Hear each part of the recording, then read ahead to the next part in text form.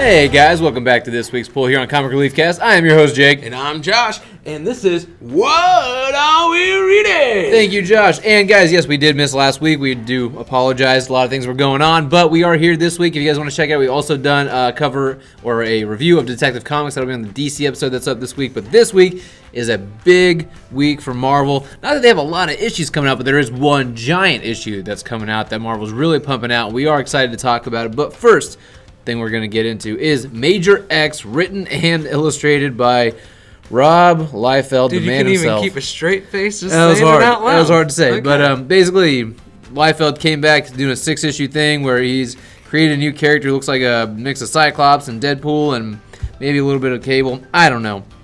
But it's everything you'd expect from a Rob Liefeld created character. It feels very 90s. It still looks very 90s. It's not something that's getting me all hot and bothered. Yeah, it's like a weird it's like it feels 1990s, but the theme of what this book is and what's going on feels very 80s. Yeah, like 80s time traveling satire kind of thing. It feels very outdated, and even like the characters Mad Max or something. Yeah, even the characters in here, the ones that you've been reading for the past 20 years, are not written the way that you've known them for the past 20 years. They don't feel in keeping with the characters I know.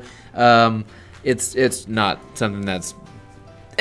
I'm definitely not picking it up. I'll say that. I am not going to be buying this for myself. I don't really. Probably still can't. Like, I mean, he might have improved his hands and his feet a little bit, but his guns still look like 2x4s, and he doesn't know how to. Yeah. So same here. And every face looks exactly the same. And I will unveil this week's rating system. I am going to give Major X issue 1 1.8 realms.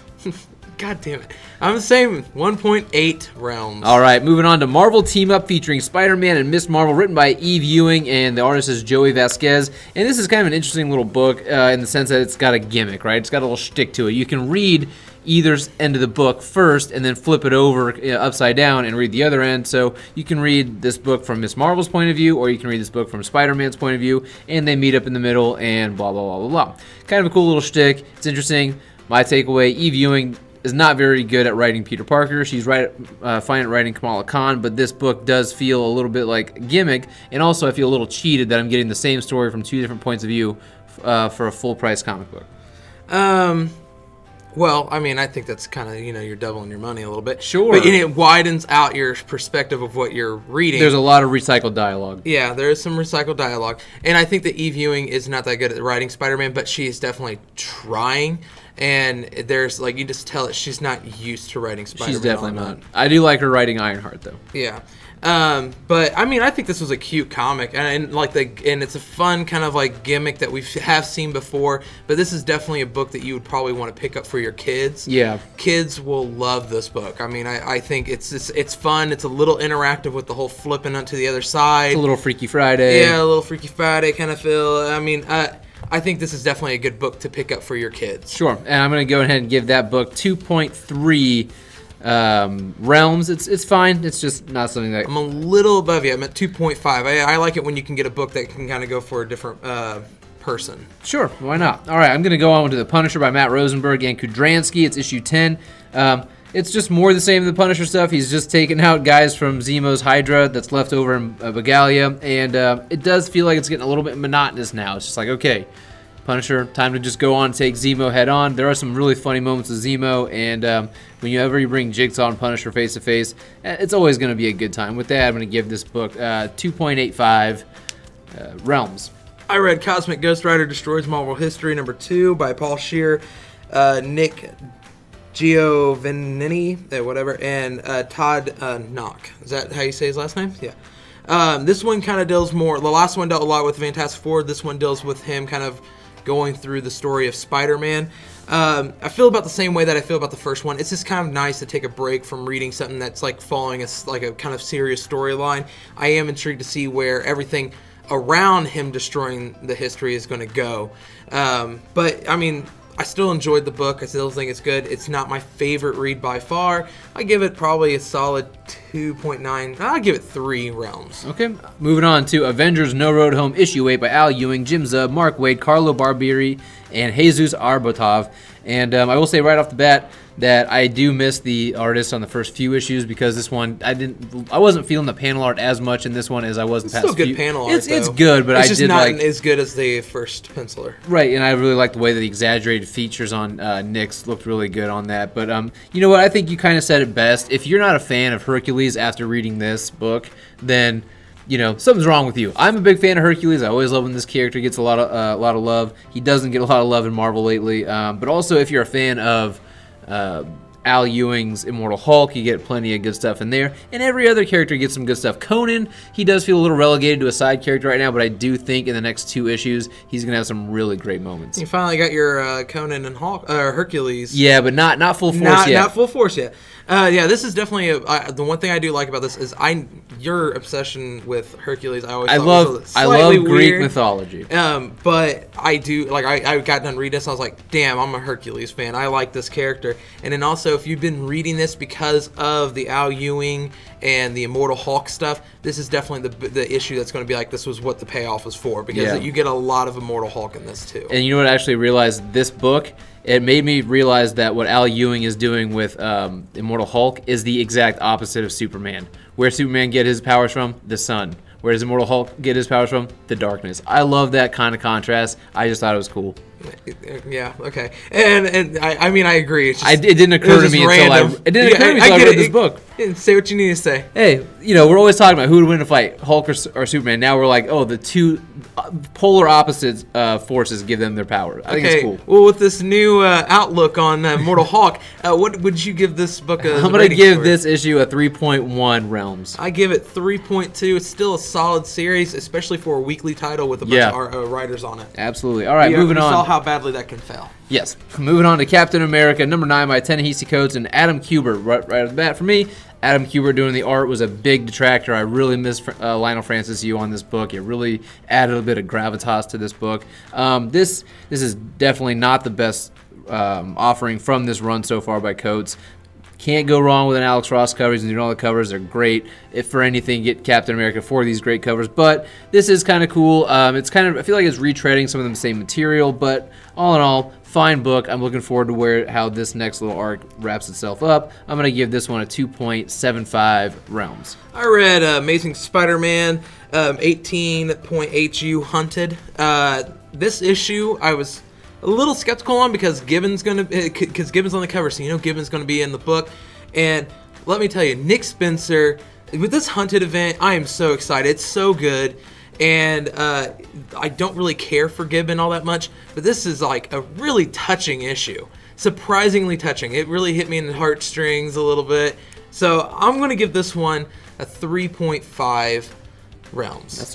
I really enjoyed it. It's to the point that I'm actually halfway tempted to buy the first appearance of Gibbon that we have here in the shop. Oh, yeah, we do have that here. All right, moving on to The Immortal Hulk, issue 16 by Al Ewing and Joe Bennett. I'm so glad that Joe Bennett's on this book. I think everybody is. Yeah, I honestly don't ever want to see The Immortal Hulk drawn by anybody other than Joe Bennett anymore. I just can't get his pencils out of my mind. But this book, guys, if you're not, we say it every fucking time this book comes out. I think everybody's starting to read Immortal Hulk, though. Everybody's jumping on it If you're not reading this, you guys have really screwed yourselves over. You've done yourself a huge disservice. But this book continues to be great. It continues to surprise. It continues to bring the punches. And as a reader, I'm always thrilled to open this book, and I always hate when it ends. I love opening it up. I always look forward to reading this book. There's some really great moments in here with Hulk. The ending is stellar. There's some really cool things going on with other characters. The person narrating this book is not who I expected to be narrating this book. Everything about this is just stellar, and I cannot wait for the next issue. I love this run. I'm not even really going to talk too much about this issue. It's just like, it's 16 issues, and it only had one issue that was okay. Really early on. Yeah, but everything else has been good. I mean, that one issue still was not bad. No. It's just okay. This is probably one of the Immortal Hulk is probably one of the most prized possessions of like comic book run in my comic book collection. Yeah. I love every second of it, and this included. Yeah, no Marvel series 16 issues in to this point has been nearly as good as Immortal Hulk in consistency. Never even thought about taking this off my pull list. No, Never not thought once. about it once. Some people who have are really wrong for doing it. But this issue, from me, it's going to get a 4.1 Realms. Immortal Hulk is a must-buy. 4.1 realms. 4.1 realms. I give it 4.25 realms. Oh, well. I'm just a little above you, Yeah, watch out, guys. All right, now the one thing that you have been waiting for about, what, 8 years now? I've been waiting for a long time for War of the Realms. I think everybody else has probably been waiting for about 6 months. Yeah, probably. I've been waiting for this ever since the Jane Foster run as Thor, when she took over, and Jason Aaron was really hinting hard at this stuff. But all of it's been swelling and it's just been percolating there, and now here it is, War of the Realms. We love to percolate. I love the percolation. War of the Realms by Jason Aaron, Russell Dodderman, and Matthew Wilson, and I am so damn happy to tell you guys this is not a disappointment in any way, shape, or form for me. One of the things is there are so many damn variant covers for you guys to choose from. I mean, anybody from Joe Quesada to Delato to Hugo, Art Adams, Ryan Otley, Addy Granov, like all these guys have come out, given some of their best material to give you a variant cover for this book. And then wait a minute, before you even continue, after all the variants too, they even go as far as to make a theme song for this event. I don't care. I'm bringing it up first because it's an epic theme song. I discovered it. I just wanted that on the record. It's in the book. It tells you right there. On the record, out of the two of us, I found it out. But yes, if you guys go to marvel.com/War of the Realms, there is a YouTube theme song that they paid someone to write and do the orchestration for, and if you listen to it while reading this, it actually goes along pretty well. It's like Dark Side of the Moon with exactly with Wizard of Oz. Yeah, we're not here for Christmas actually. For some reason, that works really well. I don't know why. Don't ask me why I even did that. Okay. But yeah, War of the Realms, awesome book. It does not hurt that you got Russell Dodderman doing the interior cover or interior panels. He is just masterclass, man. It makes me realize how much I actually miss Dodderman on Thor. Yeah, because I was gonna say, I really like Del Mundo, but man, it does make you kind of miss Dodderman. I was gonna say, because I know a lot of people out there have a big problem with Mike Del Mundo's art on the interiors of Thor. If that's one of your main concerns for War of the Realms, please shove those aside. You got Russell Dodderman doing the interiors, and it looks great. I don't know what to say about this book. It starts with a bang. It's structured, as we were talking about. It's structured like a movie, right? It reads like a movie. We were talking about this after we both got done reading it. It's structured like a movie in the sense, just the way it's written for its climactic scenes and stuff. But it's also the pacing. It's the pacing of it. But it's also well constructed for someone who, if you haven't been reading Thor, if you haven't read Jason Aaron's Thor for the last 8 to 10 years, 2013, so 7 years. Yeah, 7 years. If you haven't been reading it, and so you're like, well, now I'm afraid to jump into this because I haven't read anything in Thor. It's fine, because this book is constructed the same way as a movie for someone who's never read any comic books going in to watch a comic book movie.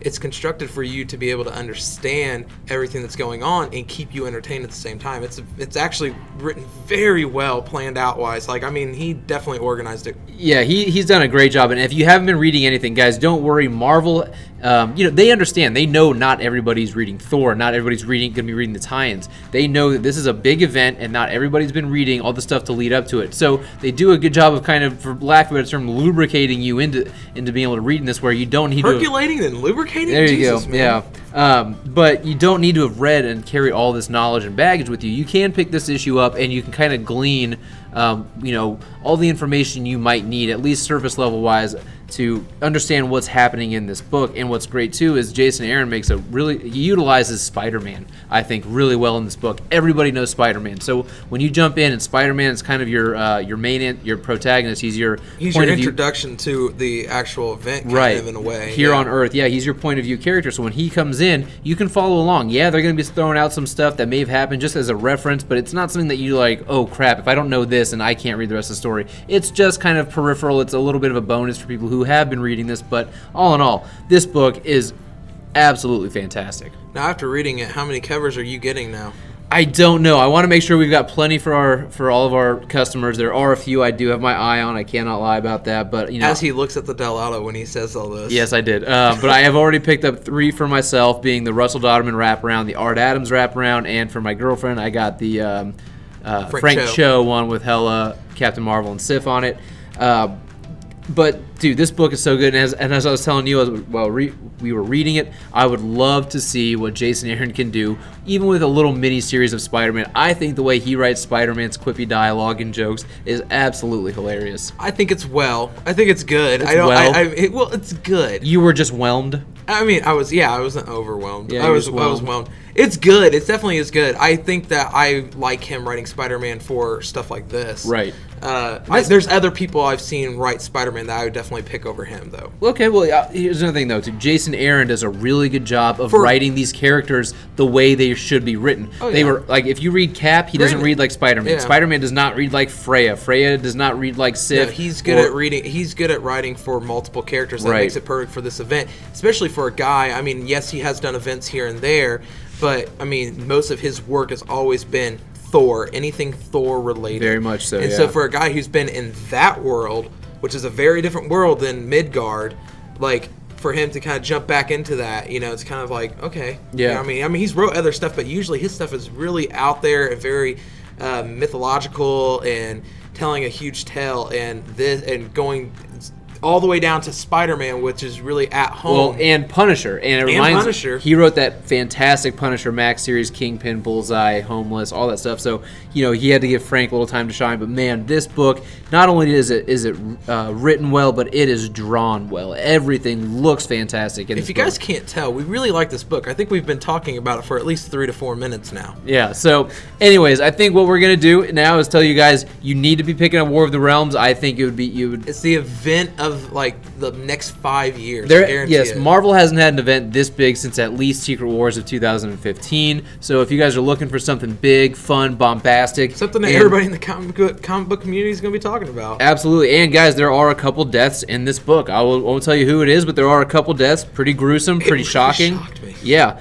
and so this is something I would definitely recommend picking up. And I really think if you haven't been picking up Thor, this book may make you want to go back and pick up some Thor books to just get a little bit of Jason Aaron's Thor, that flavor in your mouth, you know what I mean? But for me, I think this is not only a must pick up, but I think there are multiple covers of this book that I would definitely recommend picking up as a collector. But this is getting the absolute highest recommendation from me this week. This book for me is going to be a 4.6 Realms. 4.6? 4.6. 4.5. All right, see, just under. Yeah. But just we both under. agree it's a really well done Oh no, book. I definitely agree, and I think that this is definitely going to be if you're picking up small events like fucking language.